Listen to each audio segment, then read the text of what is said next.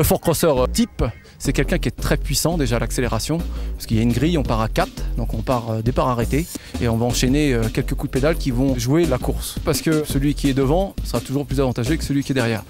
Sur la neige, c'est pas totalement vrai.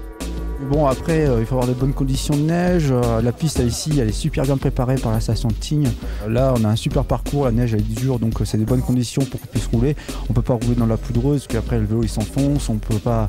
Il faut avoir quand même des bonnes conditions pour pouvoir prendre du plaisir. C'est une course où il faut prendre son temps. C'est un circuit qui fait plus d'1 minute, où on retrouve des bosses, des sauts, des virages. Donc là, il faut essayer de garder toujours sa vitesse et toujours essayer de passer dans les 2 premiers pour être qualifié. Il faut être instinctif, il faut s'adapter et prendre des décisions assez rapidement. Suivant les conditions de course et suivant aussi la position dans laquelle on est. Il ne faut pas être fêlé, il faut bien réfléchir à ce qu'on va faire.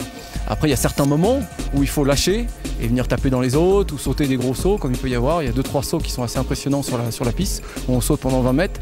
Donc là, il faut se lâcher un petit peu, surtout quand on n'a pas fait de vélo pendant quelques temps. C'est l'hiver, on fait plus du ski, plus d'autres choses. Et c'est vrai qu'on se retrouve sur des bosses de 20 mètres, ça fait un peu bizarre au début. Surtout à Tignes, c'est l'événement où il en faut.